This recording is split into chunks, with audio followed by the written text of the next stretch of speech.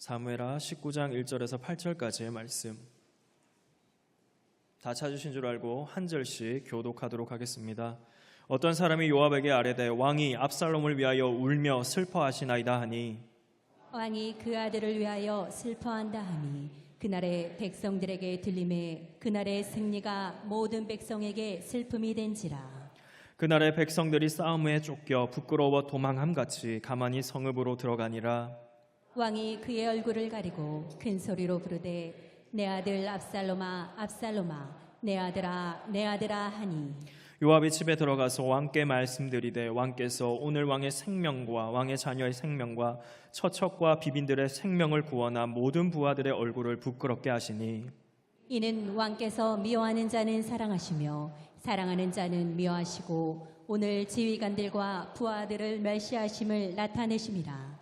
오늘 내가 깨달으니 만일 압살롬이 살고 오늘 우리가 다 죽었다면 왕이 마땅히 여기실 뻔하였나이다. 이제 곧 일어나 나가 왕의 부하들의 마음을 위로하여 말씀하옵소서. 내가 여호와를 두고 맹세하옵나니 왕이 만일 나가지 아니하시면 오늘 밤에 한 사람도 왕과 함께 머물지 아니할지라. 그리하면 그 화가 왕이 젊었을 때부터 지금까지 당하신 모든 화보다 더욱 심하리이다 하니 왕이 일어나 성문에 앉음에 어떤 사람이 모든 백성에게 말하되 왕이 문에 앉아 계신다 하니 모든 백성이 왕 앞으로 나아오니라. 아멘. 이스라엘은 이미 각기 장막으로 장막으로 도망하였더라. 아멘. 우리 함께 드린 헌금 위해서 기도하도록 하겠습니다. 사랑이 많으신 주님 감사합니다. 하나님께서 또 우리에게 주신 물질을 구분하여 11조 예물로 또 감사 헌금으로 주님 앞에 올려드립니다.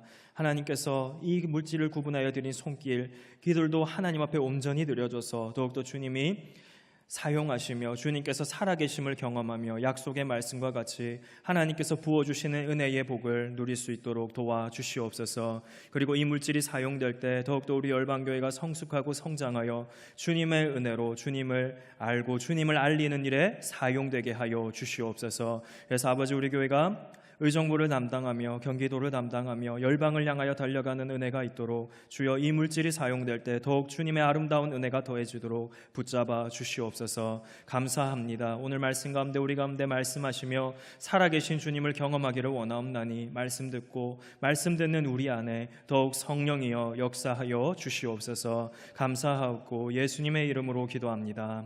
아멘.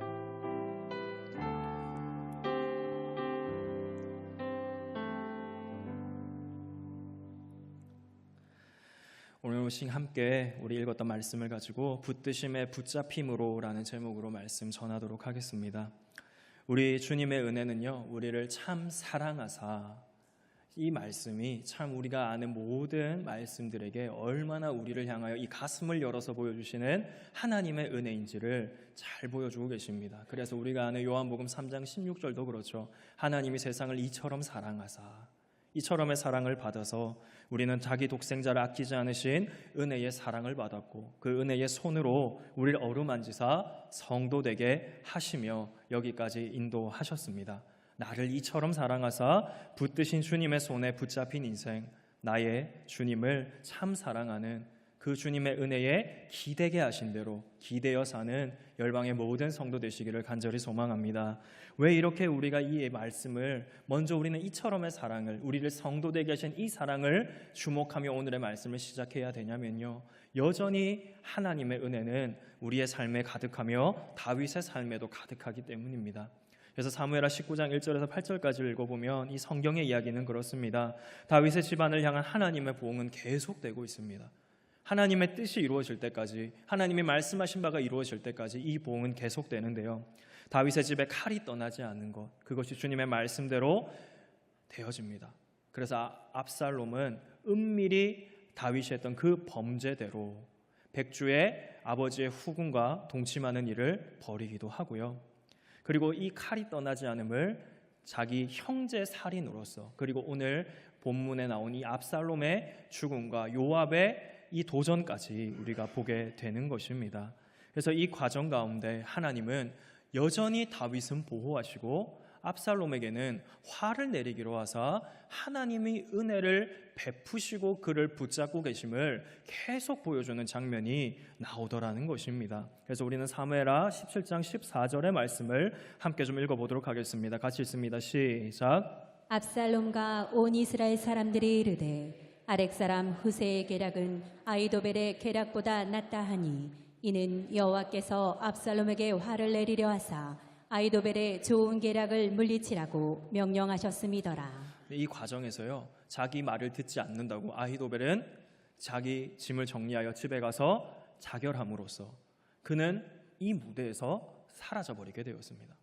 아히도벨에게 받은 말씀은 마치 하나님에게 물어서 난 것 같이 다윗도 따랐고 압살롬도 따랐다는 것이죠. 그러나 그가 하나님의 죄의 봉인 이 백주의 동침함을 이루고 나서는, 이 계략을 이루어지게 하고 나서는 그는 퇴장하고 하나님께서 화를 내리고자 하는 이 말씀이 점점 응해 가더라는 것입니다. 그래서 다윗은요, 이 아들 외에 반역의 피난을 막 다니는데 이 피난 중에 은혜를, 위로를 경험하게 되는데요. 그 장면을 같이 한번 더 살펴보겠습니다. 사무엘하 17장 27절에서 29절까지의 말씀입니다. 같이 한번 읽습니다. 시작. 다윗이 마하나임에 이르렀을 때 암몬 족속에게 속한 라빠 사람 나하스의 아들 소비와 로데발 사람 암미엘의 아들 마길과 로글림 길르앗 사람 바르실레가 침상과 대야와 질그릇과 밀과 보리와 밀가루와 볶은 곡식과 콩과 팥과 볶은 녹두와 꿀과 버터와 양과 치즈를 가져다가 다윗과 그와 함께한 백성에게 먹게 하였으니 이는 그들 생각에 백성이 들에서 시장하고 고나고 목마르겠다 함이더라. 네, 이 말씀을 통해서 우리에게 알려주시는 건 뭘까요? 압살롬에게는 유능한 모사가 있었는데, 유능한 계략군이 있었는데 그 사람은 사라져버렸다는 것이죠. 하지만 다윗은 하나님의 은혜로 보전받고 보응하시는 하나님의 은혜의 손을 경험하게 되는 장면이 바로 이 장면이라는 것입니다. 그래서 이러한 대조는요, 이전부터 사무엘서에서 계속 나타나던 장면입니다. 그래서 우리가 이 장면을 좀 함께 생각해 보시면 그렇습니다. 사울은요, 다 1대 왕이었던 그 사울의 평생에는 블레셋과 큰 전쟁이 있었습니다.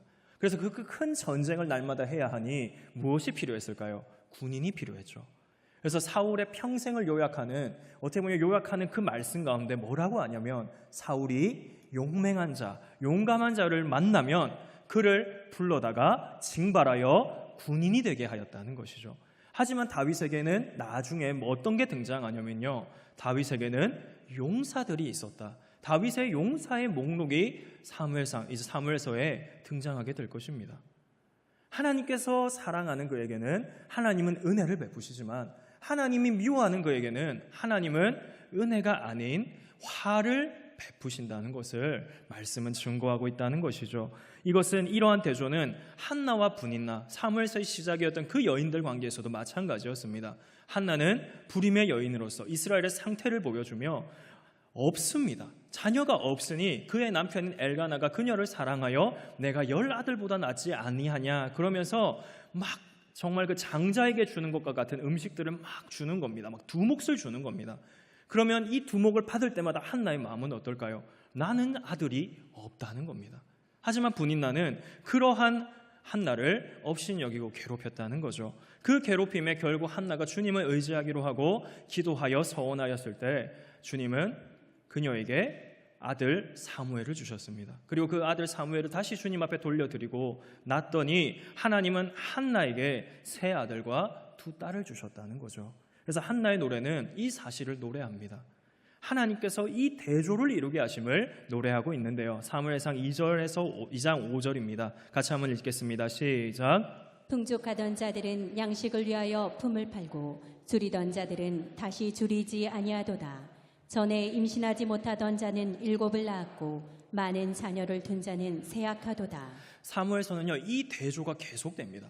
하나님의 은혜를 받은 사람, 그렇지 않고 화를 직면하게 되는 사람, 여호와를 경외하느냐 경외하지 않느냐가 이 재난을 받느냐 은혜를 받느냐의 핵심이 된다는 것이죠. 그러면서 이 대조를 통해 사무엘서는 무엇을 얘기하고 싶을까요? 바로 전능자이신 하나님, 주권자이신 하나님이 살아계심을 증거하고 있다는 것을 믿으시기 바랍니다. 하나님께서 여호와를 경외하는 자들의 그 삶을 붙드십니다.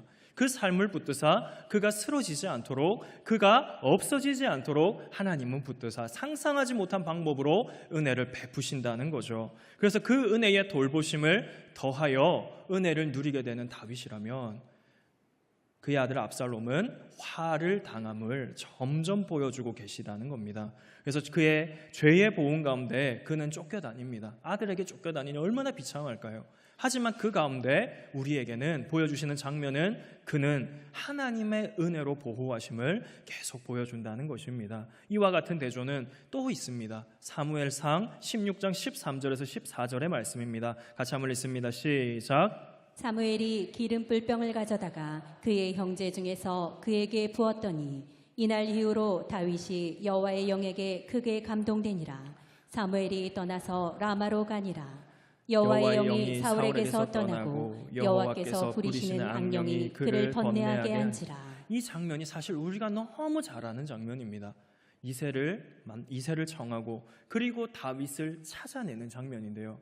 그리고 다윗에게 찾아내어 기름을 부었을 때 다윗에게는 여호와의 영이 임했지만 사울에게는 여호와의 영이 떠났다는 것, 하나님이 부리시는 악신이 그를 괴롭혔다는 것, 이 대조가 계속 나타나는 것입니다. 그래서 하나님은요, 우리에게 분명한 은혜, 그 분명한 은혜는 여호와를 경외하는 자에게 하나님의 뜻과 방식으로 은혜를 베푸신다는 것을 믿으시기 바랍니다. 사무엘서는 이 사실을 끊임없이 교훈합니다. 주권자와 전능자가 누구시냐? 여호와 하나님이심을 교훈한다는 거죠. 우리는 이 전능자는 살아계시고 사람은 비밀스럽게 그 일을 진행하며 한다 할지라도 그는 보고 계시며 듣고 계시고 그 마음의 중심조차도 아시는 하나님이신 것을 숨길 수 없다는 것을 믿으시기 바랍니다. 이를 통해서 사무엘서는 또 증거하는 것이 있습니다. 바로 하나님은 사람이 움직일 수 있는 분이 아니라는 것을 믿으시기 바랍니다. 그래서 우리도 역시 기도로 고백하는 주기도 문화에서 어떤 기도를 고백합니까? 하나님의 뜻이 하늘에서 이루어진 것 같이 땅에서도 이루어진다는 그 기도 안에 우리가 분명히 기도하며 고백하는 것은 우리의 어떠함이 아닌 하나님이 제1의 원인으로, 우리는 제2의 원인으로서 하나님은 하나님의 뜻을 이루시고 성취하심을 믿으시기 바랍니다. 그렇기 때문에 우리는 하나님을 경외할 수밖에 없는 겁니다. 그렇기 때문에 우리는 하나님의 은혜의 그 손을 바라보며 상전의 손에서 떨어지는 그 은혜를 주목하여 보듯이 우리는 상전의 손을 주목하는 것이죠. 오늘 다윗은 은혜를 받는다는 것입니다. 전능자께 은혜를 받으면 그가 은혜를 받을 수 있는 이 모든 장면은 하나님의 뜻이 그에게 나타나며 이루어졌다는 것을 믿으시기 바랍니다. 그러면서 다윗은 이 하나님의 은혜 앞에 하나님은 신실하게 반응한다는 것입니다. 왜냐하면 다윗은요, 이전에 우리가 잘 알듯이 언약궤, 그 언약궤가 천막에 있고 나는 백향목 왕궁에 산다 라는 말을 합니다. 무슨 말입니까? 하나님의 언약궤는 저 천막에 있고 나는 좋은 왕궁에 사니 내가 하나님의 집을 지어드려야지 라는 마음을 품고 이 얘기를 나단에게 한다는 거죠. 그 누구에게도 하나님은 자기 집을 지어달라고 요구하신 적이 없습니다. 하지만 그를 평안히 백향목궁에 살게 하시는 하나님의 은혜를 힘입어 다윗은 이러한 생각을 하며 이런 말을 내뱉더라는 것입니다. 그때에 하나님께서는 다윗의 집을 지어줄 것을, 그리고 다윗의 혈통으로 결국 메시아 예수 그리스도가 올 것을, 다윗과 언약을 맺으시며 다윗의 집을 세워줄 것이라고 하시고, 그리고 중요한 것은 사울과 같이 버리지 않는다고 하셨습니다. 그 은혜의 미쁘심은 다윗이 비록 죄를 지었고 이 죄의 보응 가운데 있지만 이 죄의 보응조차 우리 가운데 은혜이심을 알려주고 있다는 것을 믿으시기 바랍니다. 그는 엄청난 죄를 범했죠. 살인을 교사했고요, 하나님 앞에 숨길 수 있다고 다 숨겼습니다. 그랬던 그에게 오히려 하나님은 은혜를 베푸사 죄에 보응하시며 그 죄의 보응 가운데서도 오늘 우리가 말씀을 읽듯이 세세하게 은혜의 손길을 펼치사 그의 아들의 반역으로 쫓겨다니지만 은혜를 받더라, 이것이 하나님의 은혜의 손을 경험하는 다윗의 삶이었다는 것을 믿으시기 바랍니다. 그래서 이 압살롬과 사실 함께하는 사람은 엄청나게 많았을 겁니다. 그 엄청나게 많은 수많은 사람들이 그에게 있다 할지라도, 심지어는 성경에 나오는 그 아히도벨조차도 주님은 쓰고 사라지게 하실 수 있습니다. 문제는 무엇일까요? 그 은혜의 손, 그 은혜의 손을 바라보며 그 은혜의 손을 주목하는 것, 그것이 성도의 삶이라는 것을 믿으시기 바랍니다. 우린 은혜의 손에 붙잡혀 사는 인생입니다. 그 인생의 주어는요, 더 이상 내가 아니라는 것이죠. 세상은 말합니다. 세상의 중심은 나라고 얘기할 때 우리는 세상의 중심을 누구라고 말합니까? 예수 그리스도시라고. 그가 통치하지 않는 영역이 없다고, 모든 것이 하나님의 손에 있으며 우리의 창조자이시며 구원자이시며 심판주이심을 선포하고 증언하는 사람들임을 믿으시기 바랍니다. 그래서 이것은 결국 우리의 인생의 추어가 바뀌는 사건입니다. 내가 그리스도 예수를 믿음으로, 주신 믿음으로 신앙생활하는 것은 나의 인생의 주어가 바뀐 놀라운 사건임을, 그래서 오늘 우리의 인생의 성도로서의 주어는 더 이상 내가가 아닌 한나의 노래와 같이 여호와 하나님이심을 믿으시기 바랍니다. 그래서 그 삶은요, 거인 위에 올라탄 작은 난쟁이로 사는 것입니다. 세상은 나를 거인이라고 생각합니다. 하지만 나는 거인이 아닙니다. 우리가 성경의 말씀에 비추어 나를 볼 때 내가 거인일까요? 저는 아니었습니다. 얼마나 실수가 많은지요. 오늘도 얼마나 실수를 했는지요. 저는 정신을 똑바로 차린다고 했지만 날씨가 더워서 그런지요, 차를 주차하고 왔는데 성경책이 없습니다. 차에 놓고 왔거든요. 이런 저입니다. 나는 거인이 아니라는 겁니다. 나는 거인이 아니면 오히려 내 인생에 실수가 많은 인생이죠. 하지만 하나님은 실수가 없으시며 전능하신 주권자로서 우리의 삶에 우리에게 은혜 주심을 믿으시기 바랍니다. 그래서 우리는 작은 난쟁이로 거인의 어깨 위에 올라타 주님의 은혜를 받아 누리는 인생, 그런 인생으로 초대하시며 부르신 주님의 은혜를 그렇게 붙잡혀 사는 인생이 되시기를 간절히 소망합니다. 이러한 다윗과 압살롬의 대조를 보여주고요, 아버지와 아들의 비극적인 전쟁이 시작이 됩니다. 이 비극적인 전쟁이 시작되자마자 별말 안 합니다. 성경은 별말 증거 안 합니다. 압살롬의 군대가 대패하기 때문입니다. 그의 군대는 대패하였고요, 압살롬에게 화를 내리시기로 하신 하나님의 뜻대로 압살롬은 전장에서 죽게 되는데, 이 전장에서의 죽음을 함께 좀 살펴봤으면 좋겠습니다. 사무엘하 18장 9절의 말씀입니다. 같이 읽습니다. 시작. 압살롬이 다윗의 부하들과 마주치니라. 압살롬이 노새를 탔는데 그 노새가 큰 상수리나무 번성한 가지 아래로 지날 때에 압살롬의 머리가 그 상수리나무에 걸림에 그가 공중과 그 땅 사이에 달리고 그가 탔던 노새는 그 아래로 빠져나간지라. 이 장면이 좀 상상이 되십니까? 노새를 타고 도망가는 겁니다. 도망가다가 성경은 굳이 또 너무 자세하게 알려줍니다. 가지가 무성한 큰 상수리 나무에 그의 머리가 걸렸다. 그래서 노새는 도망갔고 압살롬은 그 나무에 대롱대롱 매달렸다라는 것을 증거하는데요. 이 압살롬의 최후에 대하여 성경은 미리 힌트를 준다고 보여지는 구절이 있습니다. 사무엘하 14장 26절입니다. 같이 읽습니다. 시작. 그의 머리털이 무거움으로 연말마다 깎았으며 그의 머리털을 깎을 때 그것을 달아본즉 그의 머리털이 왕의 저울로 200세겔이었더라. 네, 이렇게 성경의 인물 중에요, 머리 깎고 머리 무게 재고 머리가 이만큼이었다고 얘기한 사람이 있었을까요? 없었죠. 그러면서 하나님은 왜 굳이 이 장면을, 이 말씀을 사무엘서에 기록해 두셨을까? 이 압살롬에게 화를 내리고자 하시는 그 하나님은 미리 힌트를 주고 있다는 것입니다. 그래서 그는 연말마다 머리를 깎았다고 하고요, 그때 머리를 깎으며 왕의 저울로 200세겔. 그래서 이것을 좀 계산해 보면 왕의 저울은 궁중에서 사용되는 왕실의 저울로서, 그래서 한 일반 세겔이 있고요, 왕의 세겔이 있습니다. 일반 세겔은 11.4g. 그래서 그리고 왕의 세겔은요, 왕의 저울은 조금 무겁게 잡아서 한 세겔에 13g 정도입니다. 자, 그러면 200세겔이니 그 무게가 어떤가요? 일반으로 하면 그의 머리가 2.3kg였고 왕의 저울로 하면 2.6kg였다는 거죠. 이 얘기를 굳이 성경은 우리에게 왜 해놓으실까요? 그러면서 또 머리숱이 많았던 압살롬의 모습조차도 사무엘하 14장 25절로 말씀하고 있습니다. 같이 한번 읽습니다. 시작. 온 이스라엘 가운데 압살롬같이 아름다움으로 크게 칭찬받는 자가 없었으니 저는 발바닥부터 정수리까지 흠이 없음이라.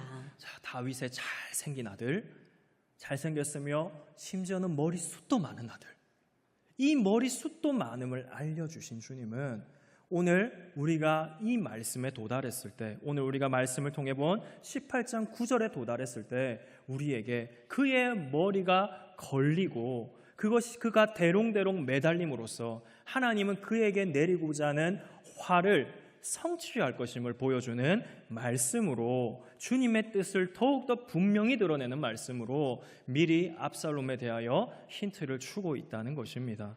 압살롬이 큰 상수리 나무에 머리가 걸렸습니다. 그리고 그가 매달렸습니다. 이제 그는 어떻게 될까요? 누군가 그를 발견합니다. 이 누군가는 그를 발견하고 군대 장관인 요압에게 이 사실을 알려줍니다.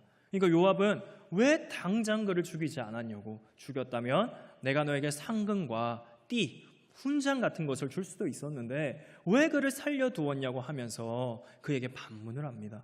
그러니 그가 얘기하는 거죠. 우리가 출정할 때 왕께서 자기 아들 압살롬을 너그럽게 대해달랬다고. 그래서 자기는 그를 너그럽게 대하기 위하여 요압에게 얘기한 것입니다. 그런데 요압은 더 이상 시간을 지체할 수 없다고 얘기하며 작은 단창을 3개를 가지고 가서 압살롬에게 손을 댑니다. 그의 심장을 찔러 죽이고 10명과 함께 그를 죽인 다음 구덩이에 던져 넣어 거기에 큰 돌 무더기를 쌓았다는 것입니다. 여기서 우리는 요압이 왜 이런 일을 하는지 물음표를 가지셔야 합니다.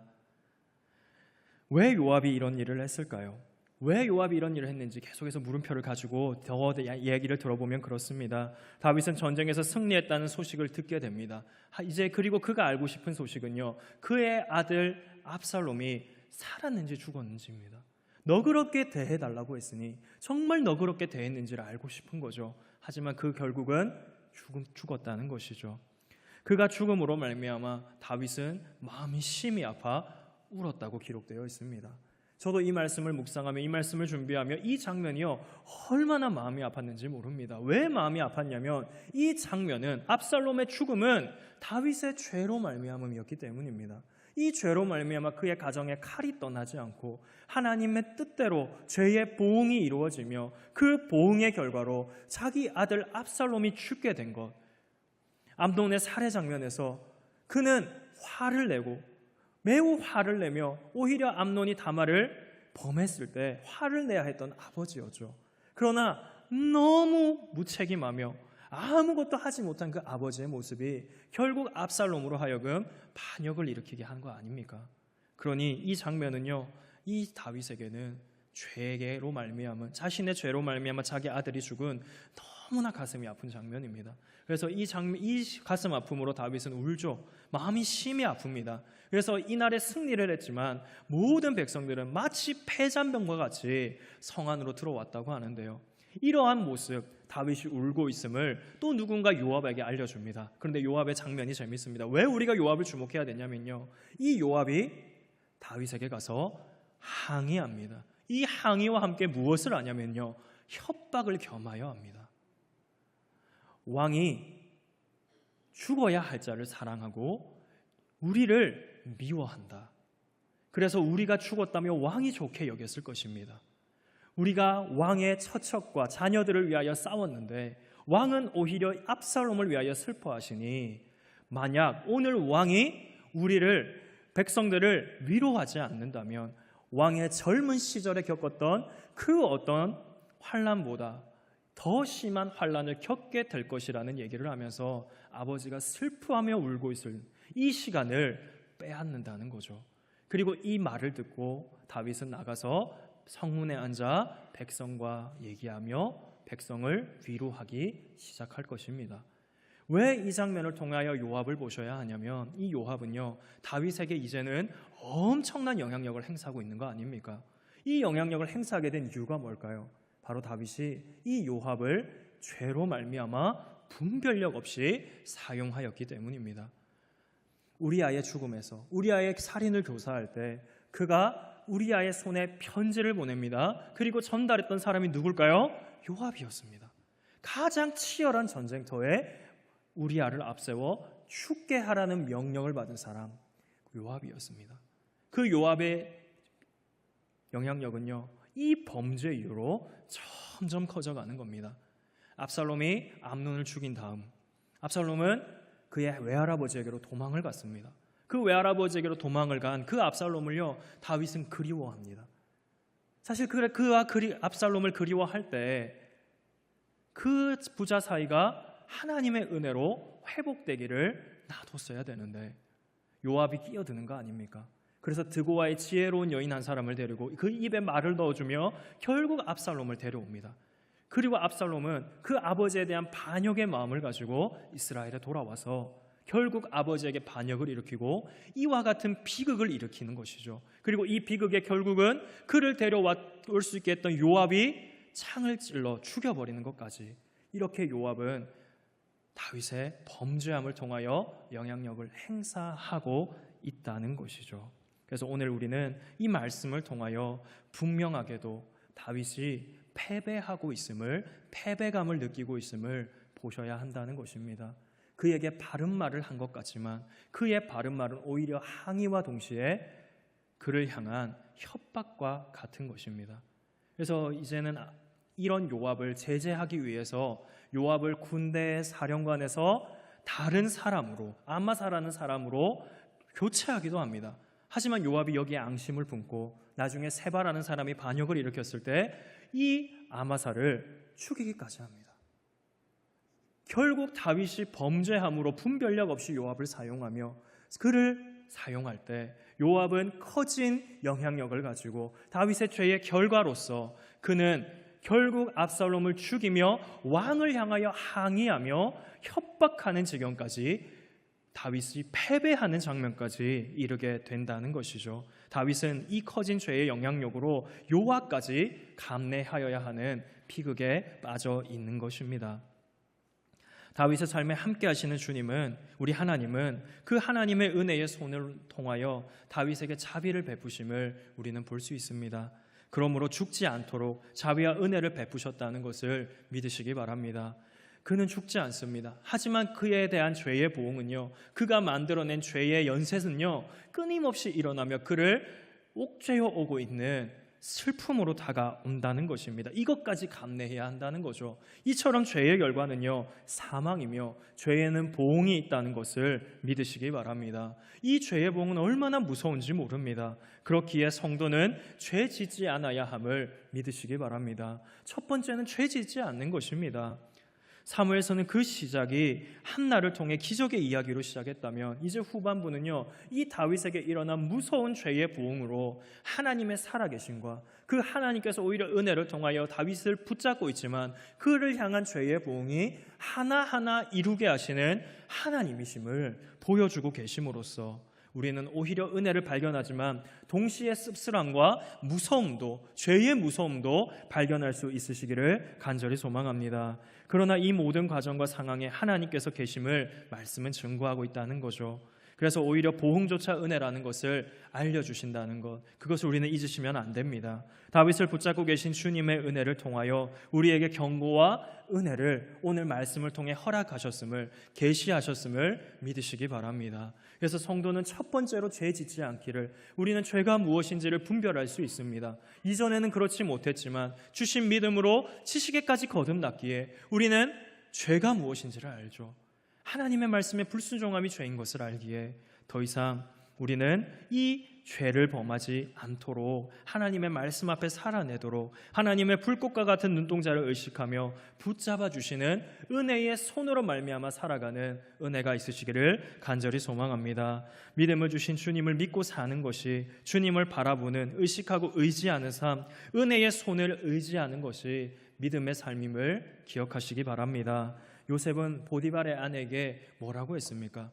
그녀가 그를 유혹할 때 하나님께 죄를 지을 수 없다고 하며 그는 피했다는 것, 그것을 기억하시기 바랍니다. 하나님 앞에서 그의 불꽃과 같은 눈동자를 의식하죠. 그의 불꽃과 같은 눈동자를 알기에, 하나님을 알기에 그 죄를 범하지 않을 수 있었다는 것입니다. 오늘 우리에게도 마찬가지입니다. 우리를 구원하시며 오늘도 살아계시고 우리를 보고 계시며 심지어는 우리의 마음 중심까지 보고 계신 하나님의 은혜, 그 은혜 앞에 온전히 살아내는 역사가 있도록 더욱더 주님 의지하는 믿음 생활하시기를 바랍니다.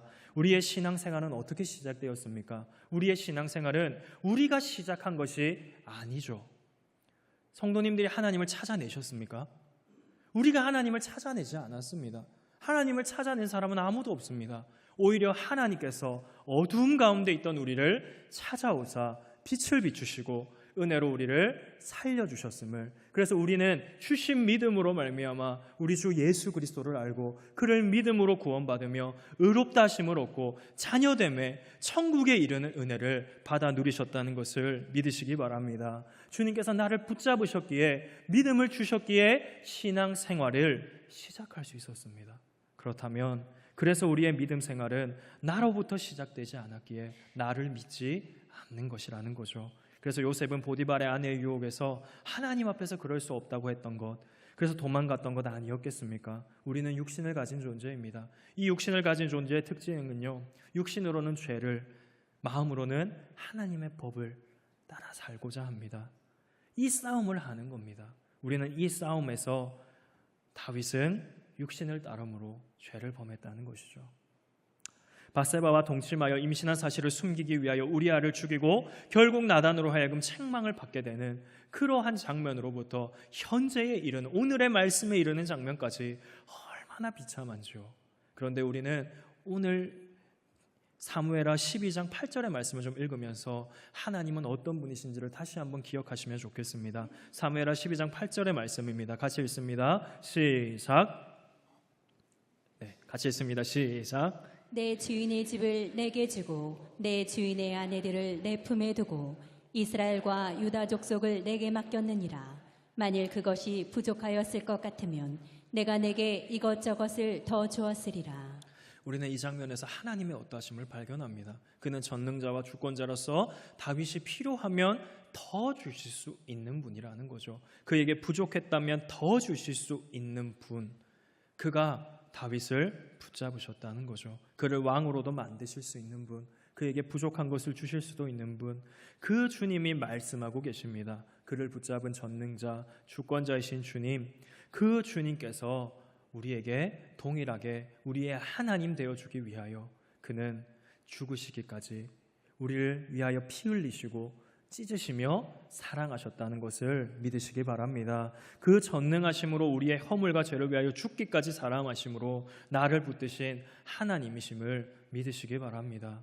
그래서 우리는 우리가 먼저 사랑하지 않았고요, 철저히 하나님의 은혜로 이 신앙과 이 믿음이 시작되었다는 것을 안다면 끊임없이 우리가 돌아가야 될 곳, 끊임없이 우리가 주목해야 되는 것은 내가 아닌, 오히려 나를 주목하는 것은, 내가 왕이 되는 것은, 나를 주목하며 내가 앞선다는 것은 병들었다는 신호이며, 그렇기에 더욱더 주님 앞에, 우리에게 믿음의 주이신 주님 앞에 돌아가야 함을 믿으시기 바랍니다. 그래서 우리의 말과 행동이 전능자와 주권자를 늘 인정하기를, 그 불꽃과 같은 눈동자를 의식하며 사는 열방의 모든 성도님들 되시기를 간절히 소망합니다. 우리 하나님을 아는 지식을 말씀을 통해 오늘 계시하시니, 말씀을 통해 믿음으로 말과 행동이 바뀌어지는 전인적 은혜를 누리시기를 간절히 소망합니다.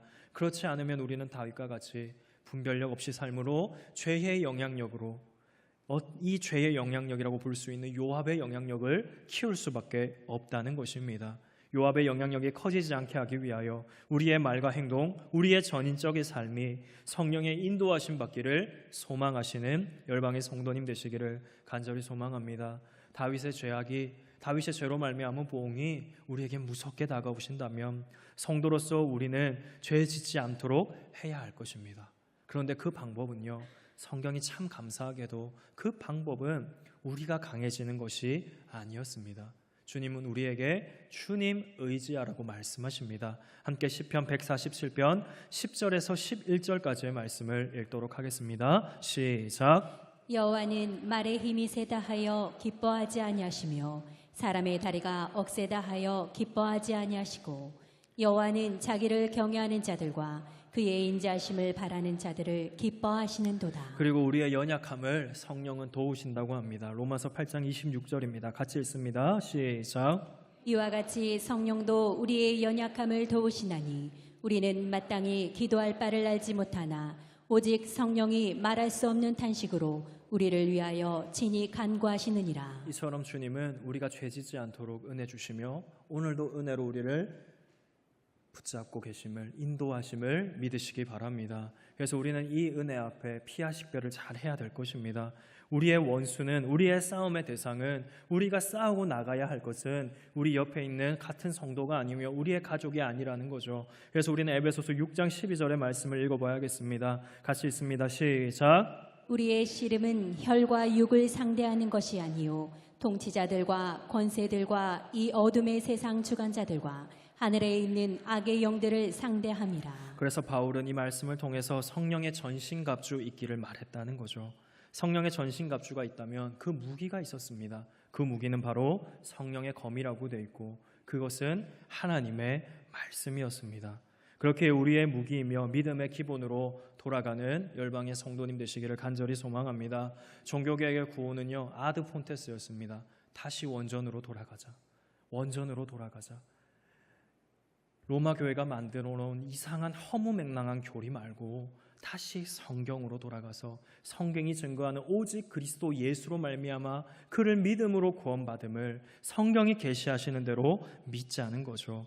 오직 그리스도 예수로 살아가자는 거죠. 그래서 우리는 늘 매일 매순간 성경으로 돌아가야 함을 믿으시기 바랍니다. 주님은 우리를 붙잡으셨고 그 붙잡으신 은혜로 성령 하나님은 우리 안에 내주하시며 우리에게 말씀의 검을 주시며 성령의 검을 통하여 우리에게 말씀으로 이러한 세상을 죄 짓지 않고 살아가기를 원하신다는 것, 성도로서 성화되며 주님을 바라보며 살아가는 은혜가 있도록 주님은 은혜 주셨다는 것을 믿으시기 바랍니다. 어렵고 혼란하고 혼미한 이 세상 속에 우리를 그냥 그대로 버려두시지 않았다는 것이죠. 내주하신 성령께서 말씀을 조명하여 주시고 감동하시고 감화하심을 믿으시기 바랍니다. 그래서 우리는 결국 성도 되게 하신 주님의 은혜를 힘입어 영원한 생명의 주님, 우리 아버지의 말씀으로 돌아가고 말씀으로 기도하며 더욱 우리 주님을 의지하는 붙잡으신 주님을 나도 붙잡으려고 붙잡힌 바 되어 살기로 다짐하는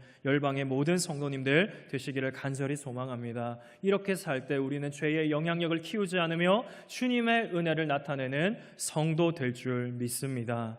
말씀을 적용합시다. 압살롬의 죽음은요, 다윗의 죄로 말미암은 보응이었기에 다윗에게는 너무나 큰 슬픔이었습니다.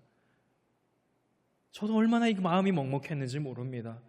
그런데요, 그뿐 아니라 다윗의 죄로 말미암아 커진 이 영향력을 행사하는 요압의 이 항의와 협박 속에도 다윗은 이것을 감내해야 하는 슬픔과 아픔 역시 있는 것입니다. 이처럼 죄의 무서움과 죄로 인한 보응을 너무나 잘 보여주시며 주님은 그럼에도 은혜와 자비를 베푸셔서 오늘 우리에게도 동일한 말씀으로 권면하시며 우리의 삶과 생활이 전인적인 은혜를 붙잡고 살아가야 함을 말씀하고 계시다는 겁니다. 우리 하나님은 미쁘사 다윗과 맺으신 이 다윗의 언약을 지키실 겁니다. 그는 지키사 결국 우리에게 그를 버리지 않고 하나님의 뜻을 이루며 그를 붙잡고 계심을 보여주셨을 것이고 그 다음에는요, 우리에게는 그를 통하여 다윗의 혈통으로 결국 하나님의 언약대로 메시아 예수 그리스도가 오심을 보여주셨습니다. 이 미쁘시고 신실하신 주님의 은혜가 우리의 삶에 여전하며 우리 하나님은 살아계시며 은혜 베푸신다는 것을 믿으시기 바랍니다. 그렇기에 우리의 삶은 하나님의 손에 있습니다.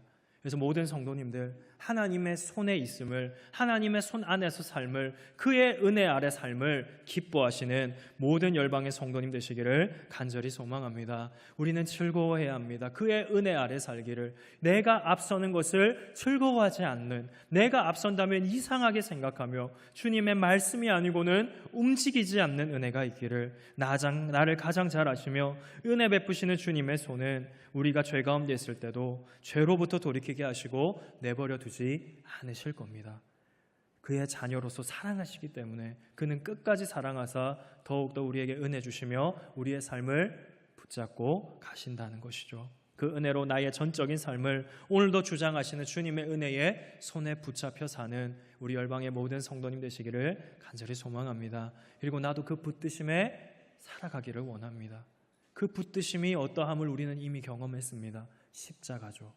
그는 말씀으로 다시 한번 우리 삶에 늘 계시하십니다. 그래서 결국 우리는 이 말씀을 붙잡고 더욱더 붙잡힌 바 되기 위하여 우리는 더 하나님 중심으로, 더 말씀 중심으로, 더 교회 중심으로 살아낼 수밖에 없다는 것을 믿으시기 바랍니다. 그래서 우리 함께 이 말씀을 잘 정리해 놓은 찬송가가 있습니다. 함께 찬송가 401장 함께 찬송하시면서 이 은혜의 말씀 주 예수 그리스도를 깊이 아는 은혜가 있으시기를 바랍니다.